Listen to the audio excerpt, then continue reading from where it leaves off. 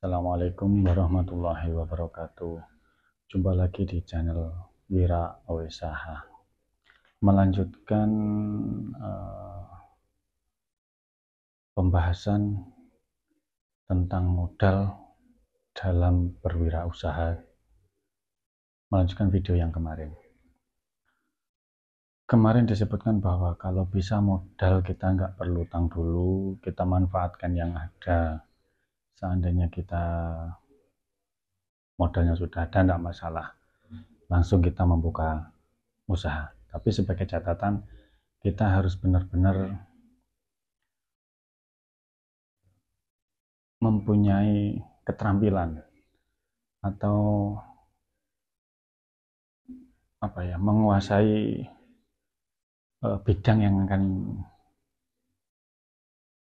kita jadikan usaha kita, menjadikan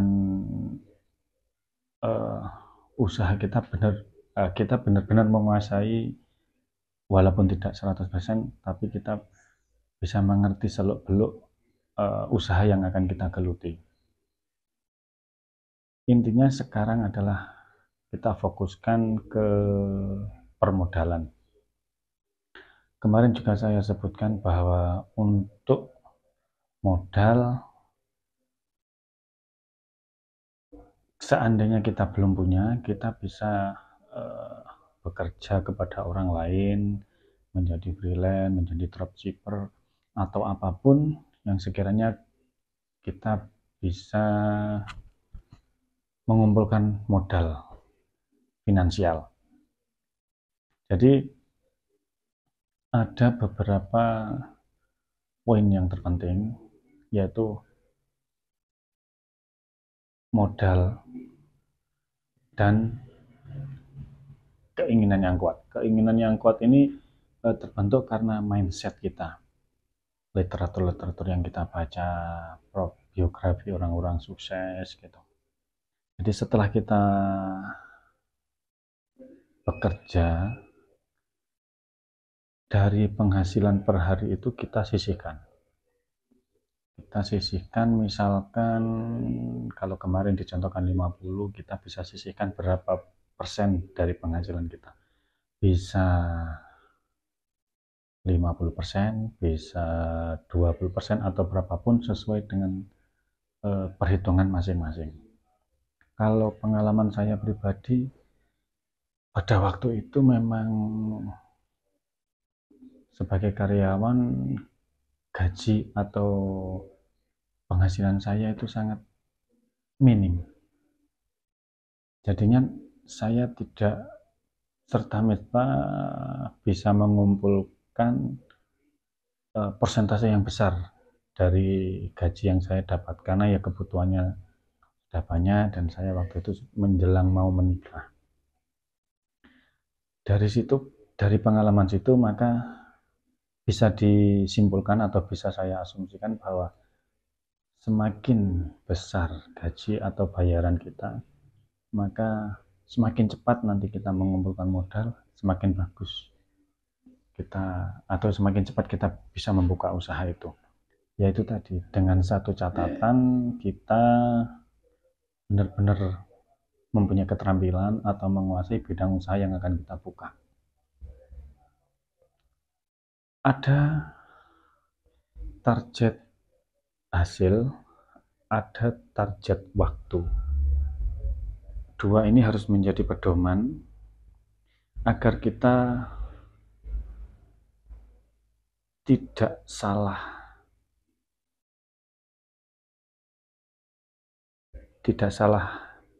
alokasi dana, tidak salah dalam mengambil keputusan. Sebagai misal, ada target waktu. Ketika kita sudah bekerja menjadi karyawan atau menjadi buruh atau apapun, kita harus disiplin menyisihkan ini pelan-pelan, dan ada jangka waktu dalam rengrengan, atau bisa ditulis atau dalam pikiran, atau kita tanamkan dalam pikiran kita. Saya sekian bulan atau sekian tahun harus bisa membeli peralatan ini. Ini belum angan-angan membuka, tapi kita harus membeli peralatan-peralatan itu. Kita bisa eh, memberikan diri kita target waktu. Misalkan 3 bulan pertama saya harus bisa beli ini, 3 bulan kedua kita beli ini, atau per bulan saya harus bisa ini, bisa beli ini, bisa ini.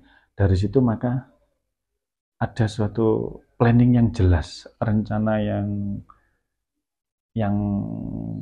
yang jelas, yang bisa mendukung terwujudnya dari keinginan kita untuk membuka usaha. Ini keuntungannya. Sebelum kita membuka usaha, kalau kita ikut kerja jadi karyawan orang lain, keuntungannya apa? Ada jeda waktu kita untuk mengasah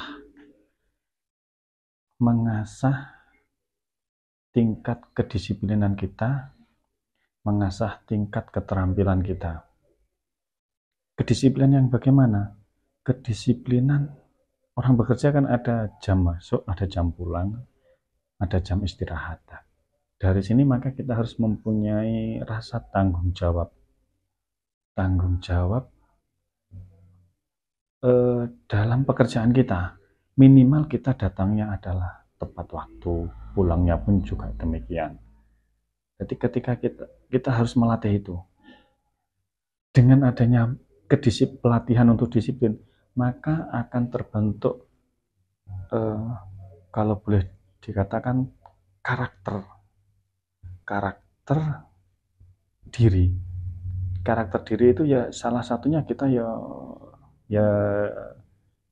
dengan istiqomah kedisiplinan, dengan keistiqomahan kedisiplinan kita. Terus yang kedua adanya tanggung jawab pekerjaan. Nah, tanggung jawab ini adalah yang membedakan bahwa kita itu sudah benar-benar dewasa. Arti dewasa itu bagaimana? Ya, arti dewasa kita mengerti tentang hak dan kewajiban. Untuk penjabarannya nanti kawan-kawan bisa searching atau browsing di internet. Dengan adanya kedisiplinan yang tinggi, akan terbentuk rasa tanggung jawab. Baik rasa tanggung jawab kita kepada pekerjaan yang sedang kita jalani sekarang, atau tanggung jawab terhadap planning usaha kita ke depannya. Jadi ada semacam gambaran atau kalau bahasanya apa ya, rencana besar atau gagasan besar atau grand design, bahwa kita nanti begini, usaha kita begini, nanti kita begini, ada nanti. Itu hanya bisa dijabarkan oleh masing-masing.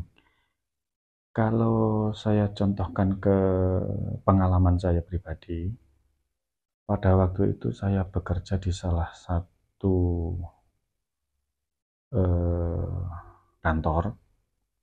Itu memang gajinya nggak seberapa besar, tetap saya menyisihkan nominalnya tapi terlalu kecil, yaitu buku-buku motivasi, profil-profil atau biografi dari orang-orang sukses. Di situ akan timbul rasa optimisme, timbul rasa kepercayaan diri bahwa kita nantinya bisa untuk memulai, untuk membangun usaha kita. Dengan adanya investasi ilmu, maka tingkat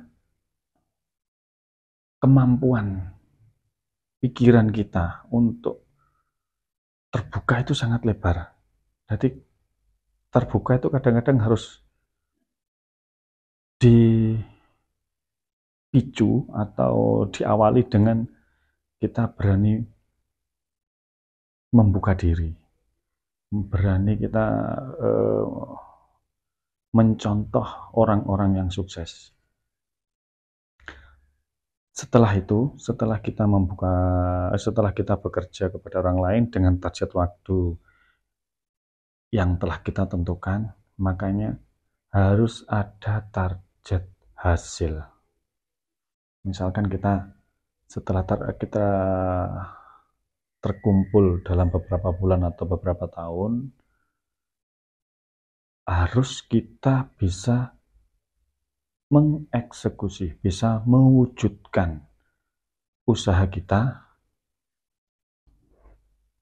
dalam tataran praktis, dalam tataran prakteknya.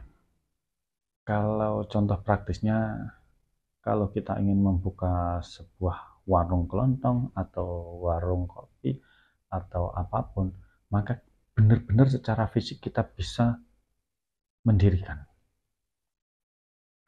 Kalau pengalaman pribadi waktu itu, dalam angan-angan saya ingin membuka usaha konter pulsa. Ketika saya tidak punya uang, ya tidak punya modal, ya terpaksa harus bekerja dengan orang lain. Tapi dalam pikiran saya mempunyai gambaran bahwa saya ingin membuka usaha yang seperti ini, seperti ini. Kalau kita sudah punya gambaran usaha apa yang akan kita lakukan atau yang akan kita jalankan, maka di situ bisa kita memilah dan memilih mana ini yang aspek penting atau yang paling penting, dan ini adalah aspek yang bisa menyusul kemudian. Seandainya kita membutuhkan mentor atau pembimbing, itu justru lebih bagus. Tapi posisi kita adalah tidak punya modal finansial, ya terpaksa kita bagian harus otodidak atau yaitu membaca literatur, pengalaman-pengalaman orang sukses. Jangan biarkan pikiran kita kosong, tanpa planning, tanpa apa ya, tanpa pokoknya tanpa adanya asupan informasi yang membangun. Maksudnya pikiran kita itu juga pikiran kita itu butuh asupan-asupan ilmu yang mendukung atau mendorong tentang usaha kita. Dalam artian gini, ketika kita fokus terhadap usaha yang akan kita jalankan, maka motivasi-motivasi itu ya sekiranya yang sinkron dengan itu, yang sejalan atau linier. Sehingga apa yang kita inginkan, apa yang kita jalankan itu bisa segera dieksekusi, bisa segera kita wujudkan. Target waktu, target hasil. Tapi jangan lupa bahwa semua itu akan menjadi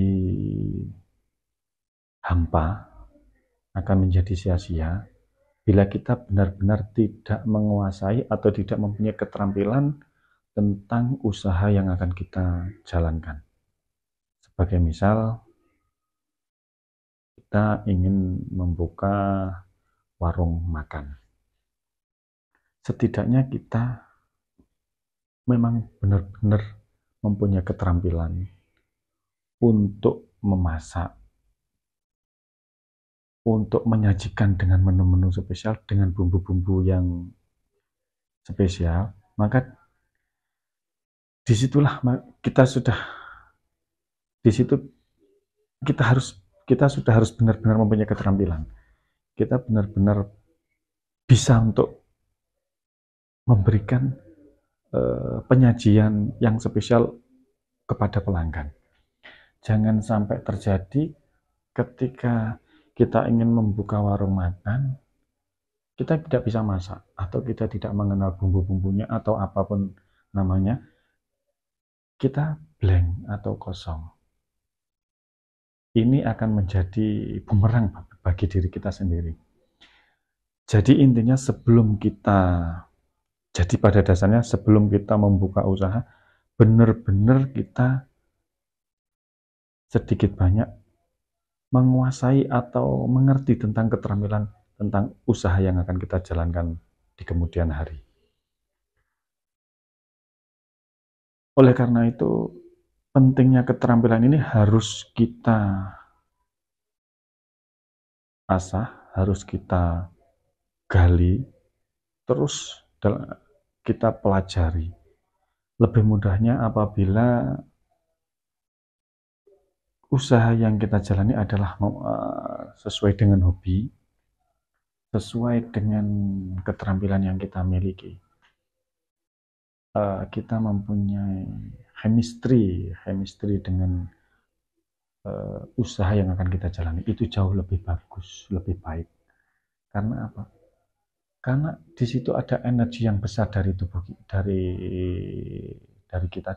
kita untuk berkarya atau bekerja, mengelola usaha kita, keterampilan yang sudah mumpuni, dan yang terpenting tidak dalam tekanan. Ada beberapa kasus orang membuka usaha, tapi usaha yang dia jalankan itu kurang begitu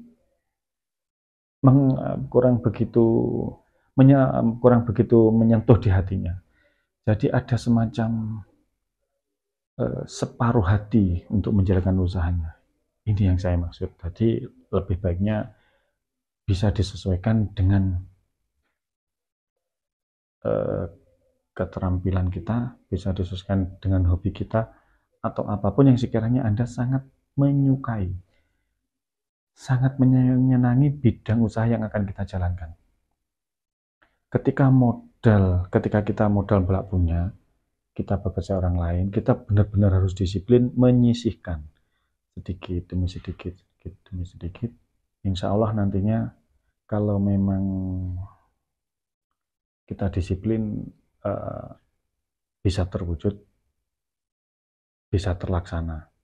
Jangan sampai kita mempunyai tujuan, sudah kita rencanakan, ternyata kita gagal di tengah jalan.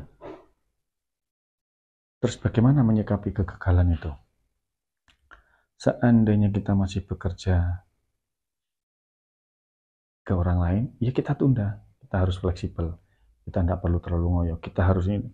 Cuma ini adalah kedisiplinan. Jadi ketika kita mempunyai target waktu, seyogyanya kita bisa memenuhi itu. Kalau memang tidak mampu, ya tidak apa-apa.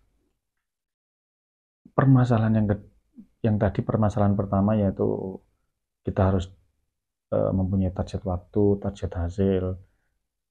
Terus yang selanjutnya adalah ketika kita berada di zona nyaman. Maksudnya gimana?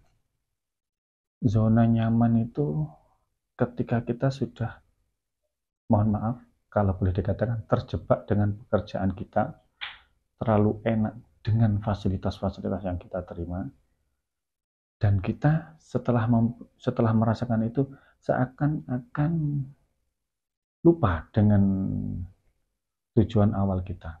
Ini biasanya ketika kita bekerja di perusahaan-perusahaan yang besar, perusahaan-perusahaan yang bonafit, yang memberikan berbagai macam fasilitas.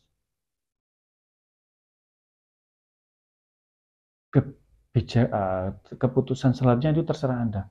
Seandainya dikalkulasikan Anda tetap bekerja di perusahaan yang sekarang Anda jalani juga tidak masalah. Seandainya Anda ingin keluar, lah ini harus ada masa transisi.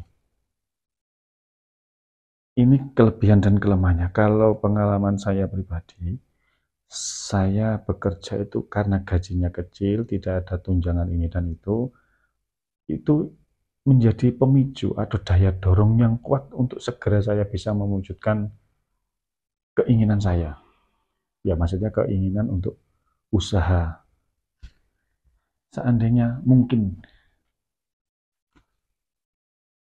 saya bekerja di sebuah perusahaan yang besar, yang memberikan fasilitas-fasilitas tunjangan yang wow, mungkin daya dorong kita untuk segera mewujudkan usaha kita itu lemah atau berkurang.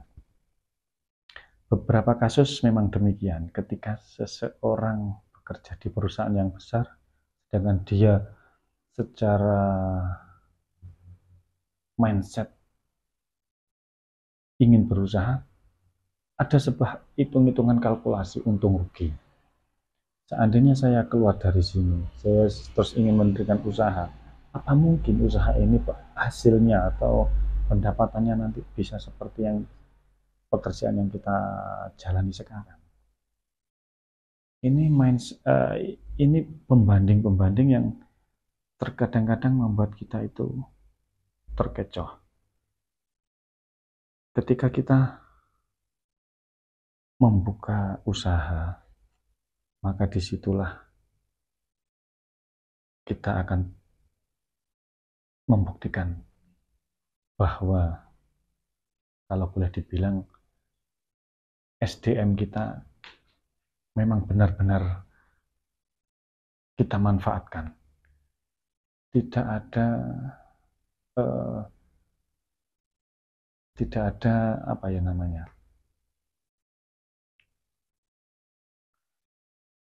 dalam artian disitulah wirausaha itu akan membuat kita itu benar-benar mengerti tentang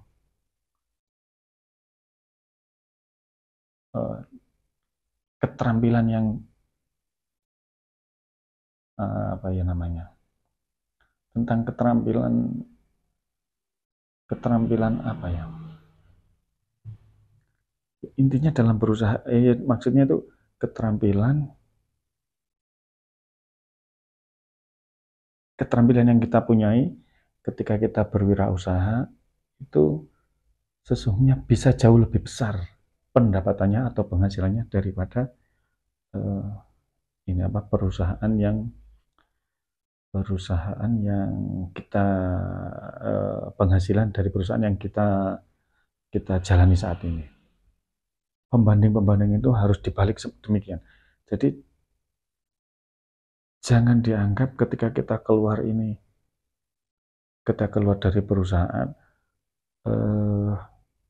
bagaimana nanti, apakah penghasilannya itu bisa lebih dari usaha kita. Seandainya kita balik, apakah tidak mungkin ketika kita membuka usaha penghasilannya jauh lebih besar daripada kita bekerja di perusahaan yang kita jalani saat ini? Solusi terbaiknya menurut saya, menurut pengalaman pribadi saya,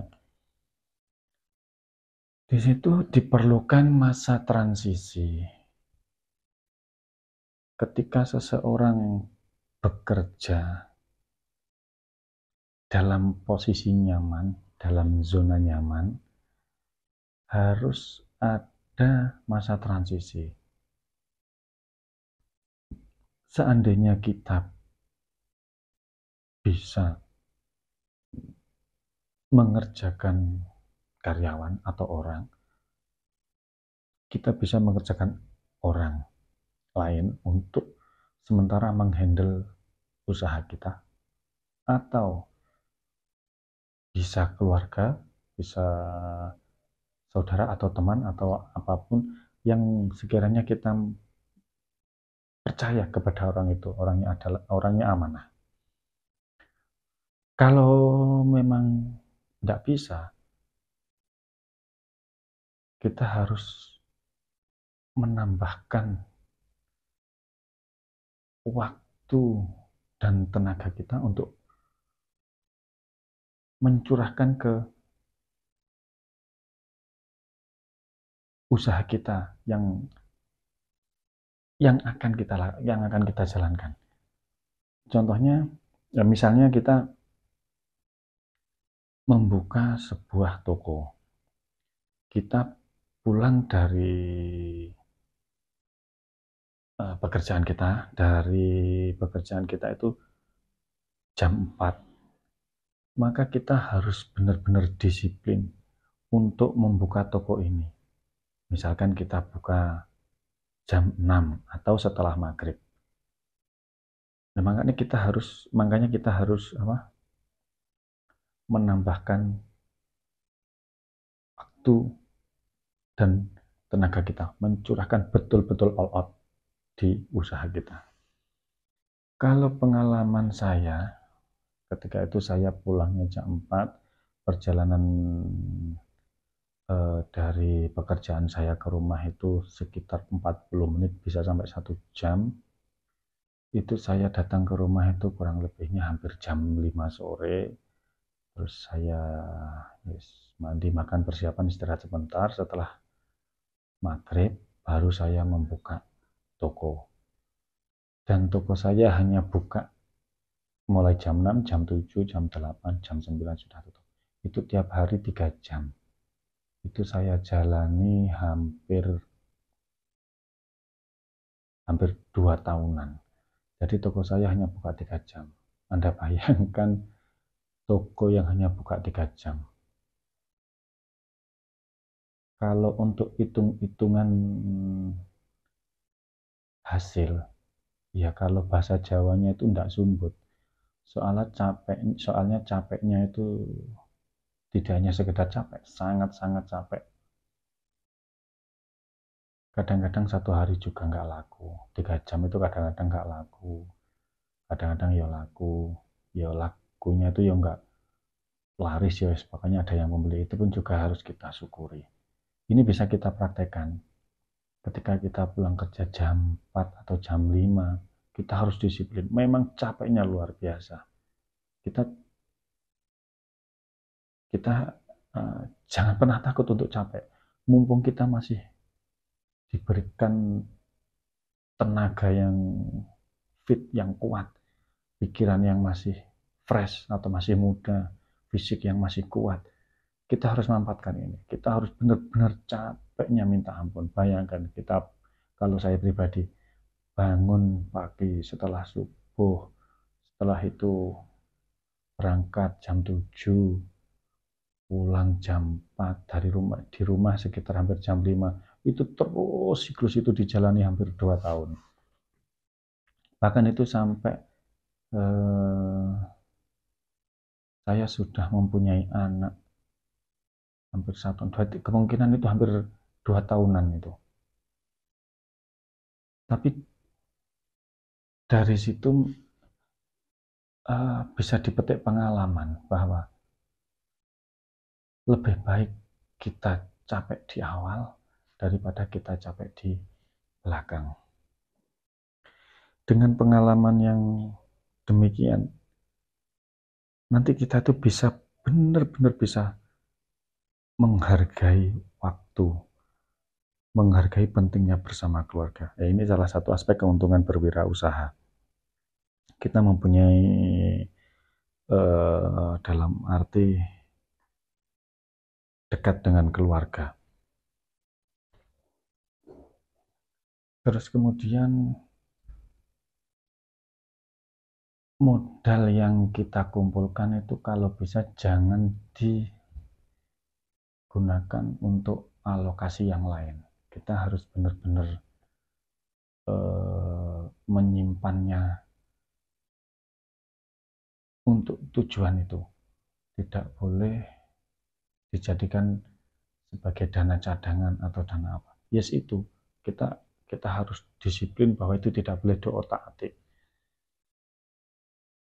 Alangkah baiknya kalau kita bisa membelikan barang. Ini pengalaman, sekali lagi saya juga pengalaman saya pribadi ketika bekerja dan saya belum mempunyai toko, cuma saya dalam pikiran saya itu saya ingin membuka toko. Jauh-jauh sebelum hari saya beli itu alat alat label harga itu. Teman-teman saya pun juga merasa aneh. Ya bilangnya kenapa kok beli laptop itu cetak label harga itu dibuat apa untuk toko juga gak punya, gak jualan kan gitu. Cuma ya saya jawab dengan candaan, ya gawin duen-duen gitu kalau bahasa Jawanya. Tapi itu benar-benar menjadi sebuah spirit bahwa kita memang ini tujuan kita.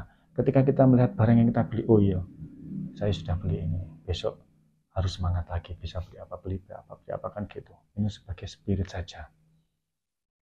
Jadi ketika kita nanti memang benar beli barang, kita ada rasa eman. Kalau saya sampai nggak buka usaha, lah ini barang ini buat apa? Nah, gitu. Jadi prakteknya ketika kita sebagai karyawan atau sebagai buruh, sisihkan itu harus disiplin.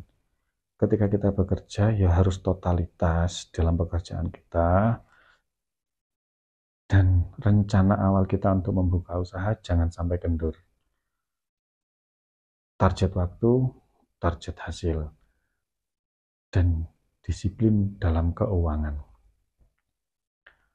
Terus seandainya dana ini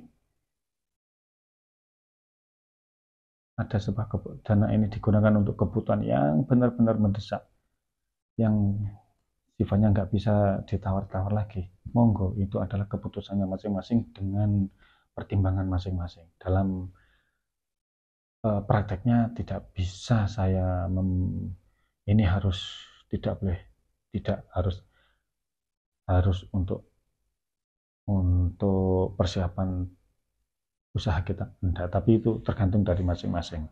Cuma kalau bisa itu ditekankan, itu jangan, kalau bisa harus disiplin untuk segera mencapai